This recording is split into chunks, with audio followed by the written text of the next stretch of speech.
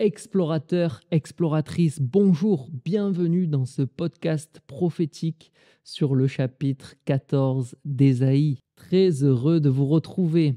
Avant d'attaquer le chapitre 14, une petite mise en perspective s'impose. Si vous vous demandez quel est le but de cette chaîne et qui est la personne qui s'adresse à vous, en l'occurrence moi, laissez-moi vous faire un rapide résumé. La chaîne Explore-toi vise à encourager et à développer la connaissance que l'on a de soi en premier lieu, du monde physique qui nous entoure en second lieu, et de donner quelques clés d'ouverture vers la compréhension du monde spirituel omniprésent autour de nous.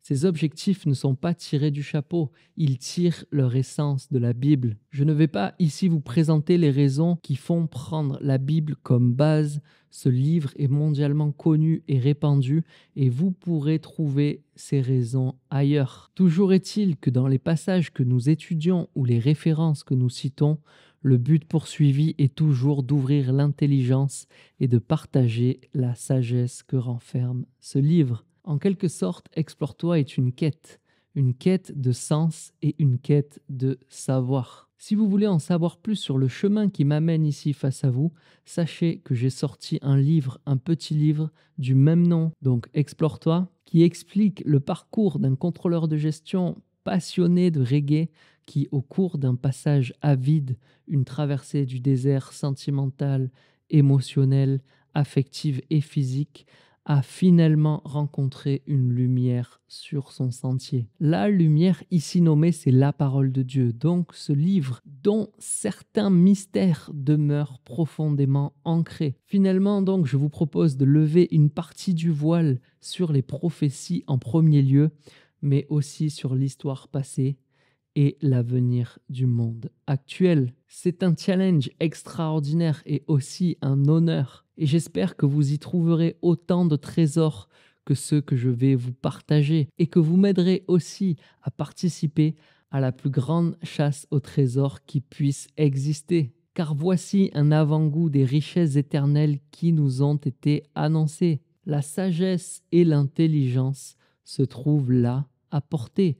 Nul besoin de grandes études. J'ai moi-même étudié la théologie pendant cette traversée du désert et j'étudie encore, je me forme encore pour pouvoir vous apporter un partage d'une grande qualité. Si donc vous m'écoutez, sachez que la sagesse commence par la crainte de l'Éternel et l'intelligence commence par se détourner du mal. Et ce n'est pas moi qui le dis, c'est le plus grand sage que la terre n'ait jamais accueilli, le roi Salomon. Lisons donc Proverbe 1 à partir du verset 20.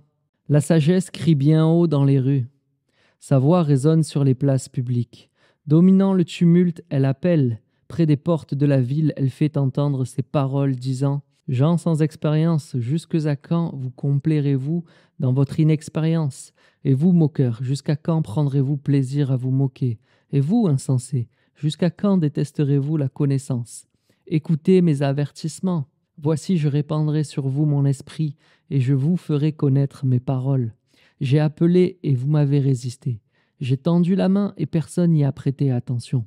Vous avez rejeté tous mes conseils, et vous n'avez pas voulu de mes avertissements. C'est pourquoi, lorsque le malheur fondra sur vous, je rirai. Quand la terreur vous saisira, je me moquerai. Quand l'épouvante comme une tempête viendra sur vous, que le malheur fondra sur vous comme un ouragan, et que la détresse et l'angoisse vous assailleront, alors ils m'appelleront, mais je ne répondrai pas. Ils me chercheront, mais ne me trouveront pas. Puisqu'ils ont détesté la connaissance et qu'ils n'ont pas choisi de craindre l'Éternel, qu'ils n'ont pas voulu de mes conseils et qu'ils n'ont dédaigné tous mes avertissements, eh bien, qu'ils récoltent les fruits de leur conduite, et ils se répéteront jusqu'à ce qu'ils en aient plus qu'assez de leurs propres projets, car la présomption des gens inexpérimentés causera leur mort, et l'assurance des insensés les perdra. Mais celui qui m'écoute habitera en sécurité, il vivra tranquille sans avoir à redouter le malheur. Waouh! Voici une partie du Proverbe 1. Je veux attirer votre attention sur le verset 23. Écoutez mes avertissements. Voici, je répandrai sur vous mon esprit et je vous ferai connaître mes paroles. C'est bien là le projet de Dieu. Et c'est bien là le projet de cette chaîne, c'est de vous faire parvenir à la connaissance, à la sagesse et l'intelligence par l'étude de la parole de Dieu et surtout par l'étude des prophéties. Ce verset 23 renvoie aussi à Joël 3 et nous allons nous plonger dans ce que dit Joël. Après cela, moi je répandrai mon esprit sur tout le monde. Vos fils et vos filles prophétiseront, vos vieillards par des songes, vos jeunes gens par des visions recevront des révélations. Et même sur les serviteurs, sur les servantes, moi je répandrai mon esprit en ces jours-là. Je produirai des signes prodigieux dans le ciel et sur la terre, du sang, du feu et des colonnes de fumée, et le soleil s'obscurcira. La lune deviendra de sang avant que vienne le jour de l'Éternel, ce jour grand et terrible. Alors tous ceux qui invoqueront l'Éternel seront sauvés. Selon ce qu'a dit l'Éternel, il y aura des rescapés sur le mont de Sion et à Jérusalem, les survivants que l'Éternel appellera. Amen. Le projet de Dieu est de répandre son esprit et de répandre aussi sa parole. Donc maintenant, plongeons-nous dans le chapitre 14 d'Ésaïe. Mais l'Éternel aura compassion de Jacob, et de nouveau il fixera son choix sur Israël. Il rétablira ses enfants dans leur propre pays, et des étrangers se joindront au peuple de Jacob. Ils s'uniront à lui. Des peuples viendront les chercher et les reconduiront chez eux. Le peuple d'Israël prendra ses gens pour serviteurs et pour servantes dans le pays de l'Éternel. Ils retiendront captifs ceux qui les auront capturés, et ils domineront ceux qui les auront opprimés. Au jour où l'Éternel t'aura accordé du repos après ta peine et ton tourment, après le dur esclavage auquel on t'aura asservi, tu chanteras ce chant pour te moquer du roi de Babylone. Oui, tu diras, comment est-ce possible? L'oppresseur n'est plus là. Fini la tyrannie, l'Éternel a brisé le bâton des méchants, le sceptre des despotes, celui qui dans sa rage frappait les peuples par des coups sans relâche et qui dans sa colère opprimait les nations maintenant à son tour est poursuivi sans trêve. Toute la terre est en repos, elle est tranquille, et des cris d'allégresse retentissent partout.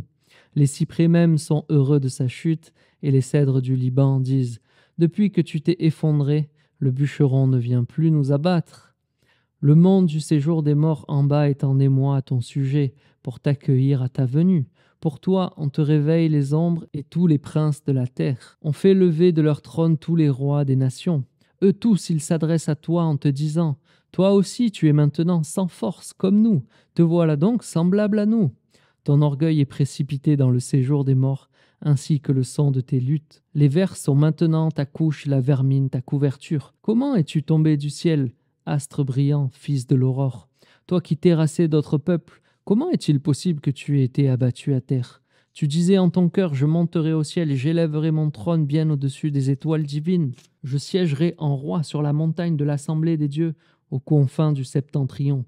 Je monterai au sommet des nuages, je serai semblable au Très-Haut. Mais te voilà précipité dans le séjour des morts, dans les profondeurs de l'abîme. Ceux qui te voient arrêtent leur regard sur toi, ils se demandent « Est-ce bien là cet homme qui ébranlait la terre et qui terrifiait les royaumes, qui changeait le monde en désert et qui détruisait les villes et qui ne relâchait jamais ses prisonniers ?» Tous les rois des nations, oui, tous sans exception, ont cet honneur de reposer chacun dans son caveau. Mais toi, loin de ta tombe, tu as été jeté, comme un avorton qu'on méprise au milieu des victimes transpercées par l'épée, qu'on a précipité dans la fosse de pierre dont on piétine le cadavre.